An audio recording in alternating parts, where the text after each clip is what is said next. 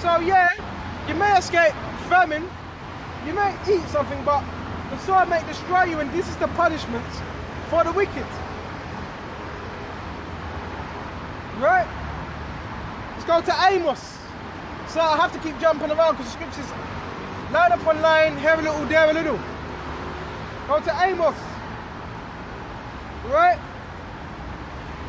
And we're going to continue to go over these scriptures again and again and again. Right?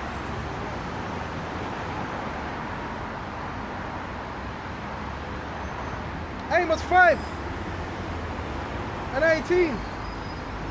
Woe unto you that desire the day of the Lord Yahushua. So that means destruction. To what end is it for you?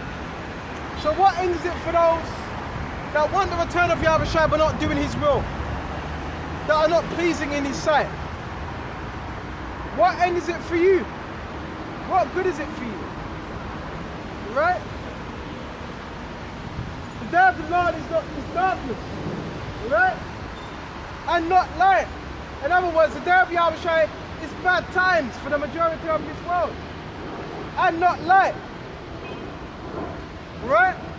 The churches, they're teaching you something else. The churches, they're not preparing you for the Lord's return.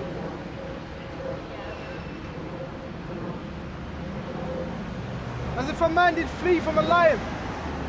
Right? And a bear met him. Right? Or he went into his house and laid his hand on the wall and a serpent bit him. Right? So what's this indicative of? Different troubles you find yourself in. Okay? And that end one, when the serpent bit him, that's when he thought he found a sense of comfortability. Then destruction came upon him. And the scripture says that when they shall say peace and safety, then sudden destruction cometh upon them, like woman with child in travail. The scriptures tell you that. So we're done with that. Bear with me just a minute. Right?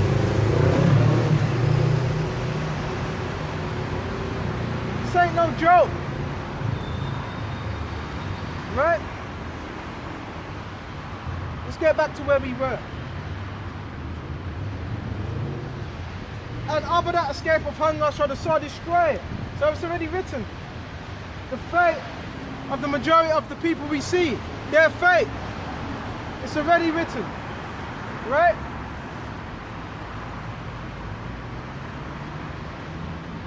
And the dead shall be cast out as dung. Right? So those that have died, they're going to be cast out as dung. In other words, they ain't going to have no ambulances to rescue them.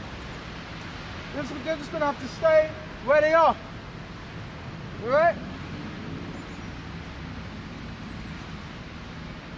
This is likened unto a war within these cities.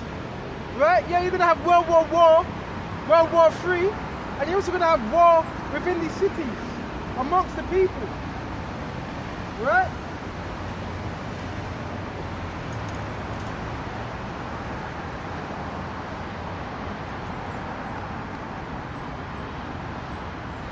And the dead shall be cast out as dung. Dung is shit.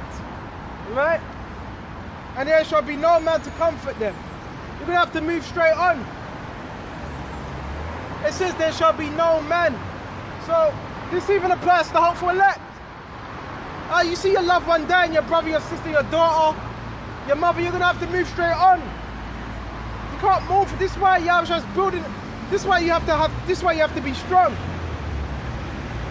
That's why Yahweh's building up his men, because there's going to be particular things that happen in these last days where you're going to have to be strong. Because if you don't have faith in these times, the things you're going to see, you're going to pass out. Right? And you're going to have people dying just from the things they see. Alright? You're going to have people dying just from the things they see. It tells you that in Isaiah 13. Right? For the earth shall be wasted, and the city shall be what? Cast down. All these major cities, they're going to be wasted, and they're going to be cast down in a major way. Right?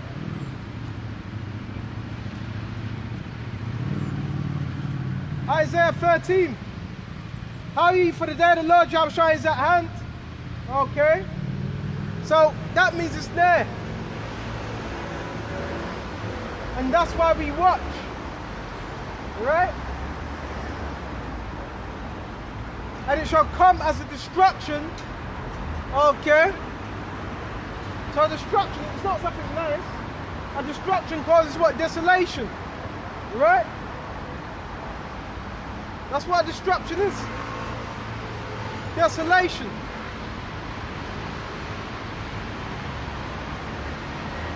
From the Almighty, from Yahweh Yahushua, so that's who's bringing it. Right? Therefore shall all heads be faint, and every man's heart shall melt. So you're going to have people trembling, in great fear, passing out.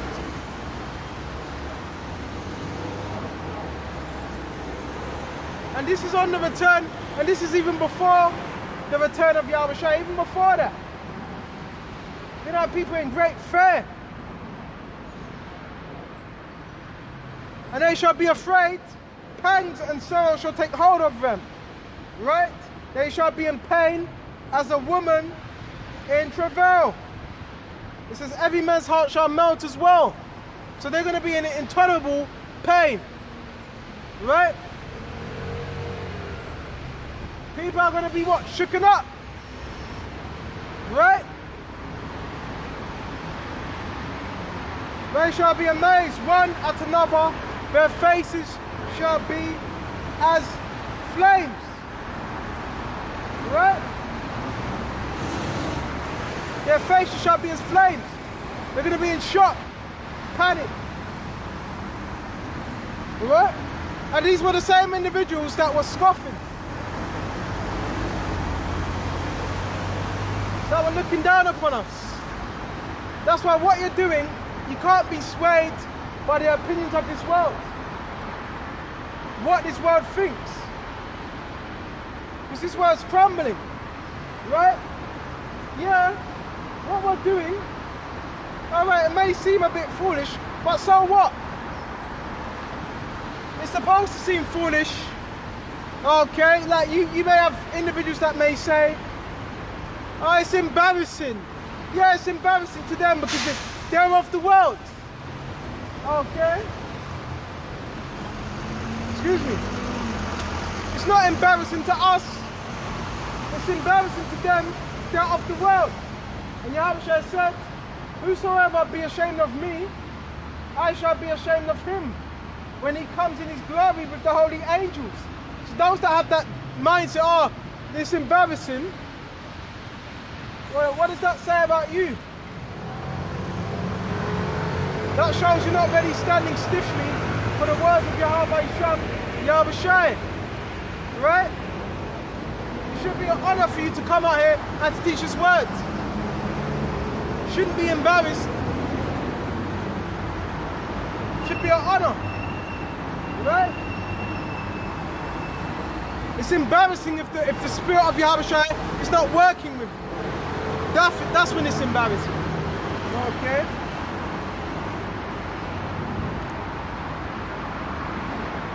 Bear me just a minute.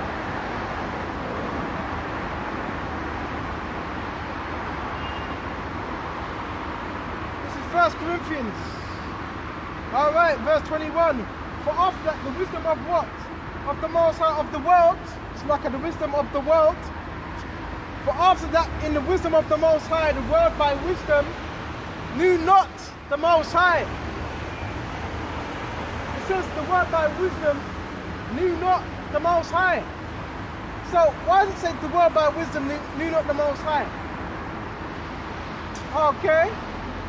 Because it was the wisdom of this world.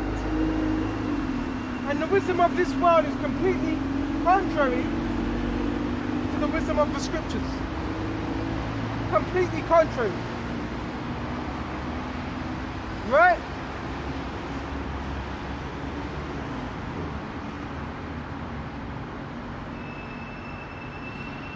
For by the wisdom of the world,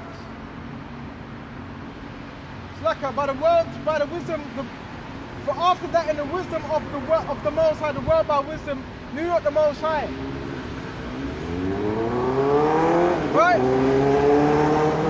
So the wisdom that Esau's taught you is nothing compared to the wisdom of Yahweh Hashem Yahweh Shai. Nothing. Right? Because his wisdom is what? Folly.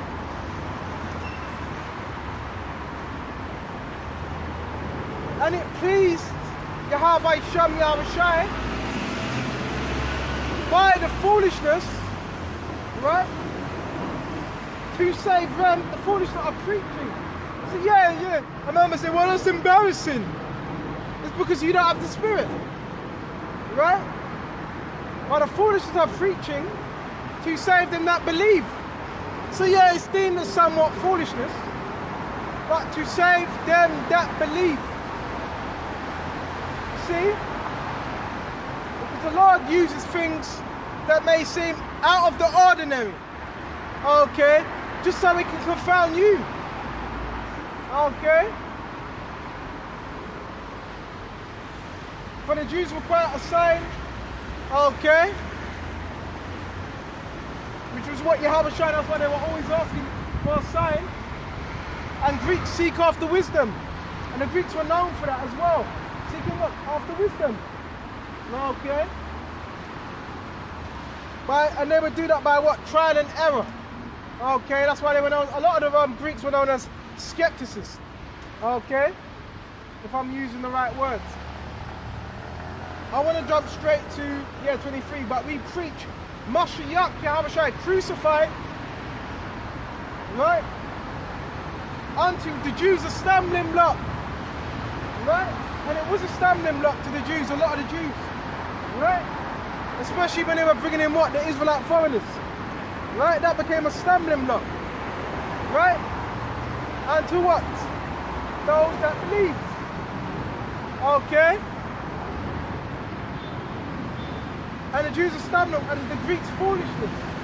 Because when Paul was teaching some of the Greeks were saying, what babbler is this?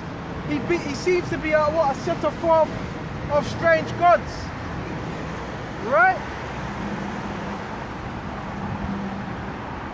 But unto them which are called, both Jews and Greeks, right? Because the Jews and Greeks that I was speaking about, they were of the same. They were both Israelites, right? From that same lineage, okay? Mashiach, the power of the Most High and the wisdom of the Most High, right? Because the foolishness of the Most High is wiser than men, the men of this world, okay? Your scientists, your mechanics,